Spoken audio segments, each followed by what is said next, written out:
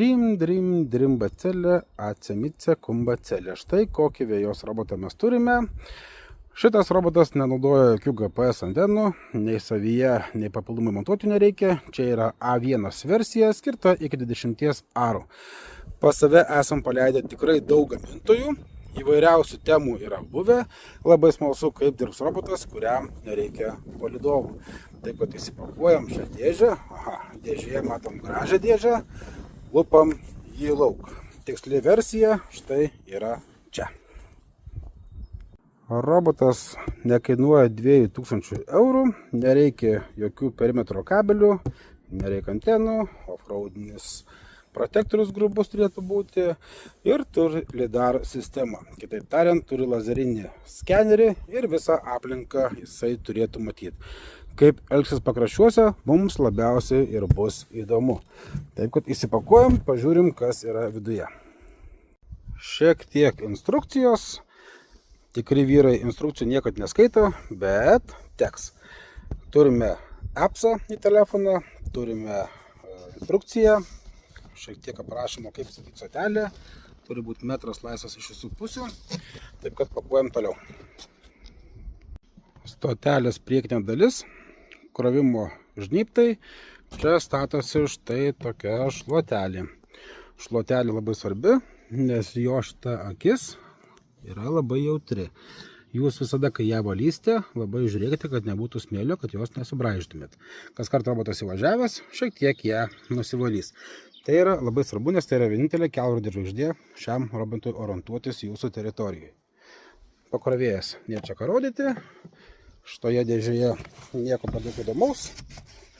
Peiliukai, popierių niekam neįdomių, servetėlė ir prisisukti vėjos roboto padą prie žemės, kad stabiliai būtų savo vietoje. Lupam lauk. Krovimo stotelė surinkta. Viskas paprasta. Šepetukas.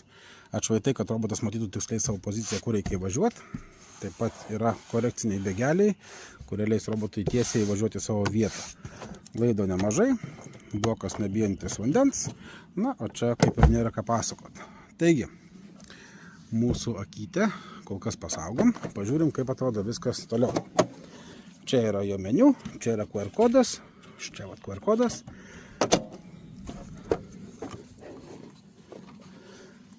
Kas įdomu, kad čia paspaudus šitą vat vietą, labai lengvai nusiema peiliukai. Nereikia atsuktuvų, nereikia jokių įrankių. Taip, kad puikiai surinktas robotukas, turi labai didelius spyglius į veją, taip, kad jisai pakankamai gerą turės sukibimą, galia baterija, viskas atvira, nėra jokių kišenių, kur galėtų šlapia žolė susirinkti, viskas čia yra puiku ir tvarkingai, kokybiškai padarytas daiktas. Nu ką, belieka jį pasileisti. Na va. Robotas pradėjo savo darbą, stotelę įrengti yra 5 minučių reikalas. Apsivedėm robotą visų perimetrų. Ne iš pirmo karto pavyko, iš antro, nes vyrai instrukcijų neskaito. Tai buvo distancijos klausimo žemėlapio ir stotelės, nes robotas išstartuoja šiek tiek toliau nuo savo stotelės. Tai pirmą kartą iš ten ir startavau darydama žemėlapį. O kadangi instrukcijų niekas neskaito, tai taip ir nesigavo. Tai paskui per naują persivedžiau robotą pastatęs arčiau šiek tiek jo krovimo stotelės. Na ir ką, išvažiuoja. Valdosi lengvai, vairuojasi lengvai, jokių problemų nėra. Daro įdomius 3D žemėlapius iš savo lazerinio skenerio. Na ir 25 metų pirmas pjovimas. Žolė dar nelabai paaugusi, bet jau lenda viskas lauk. Patyrinėsim, susipažinsim, pažiūrėsim, kaip dirba, visur yra kameros, padarysim timelapsus ir galėsime dėti verdiktą.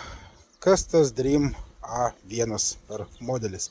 Kiek jis vertas dėmesio, kiek mes pastebėjom trūkumų ir pliusų. Būsim atviri ir be jokių pasakaičių. Sėkmės tau. Šiaip fainas robotukas tikrai.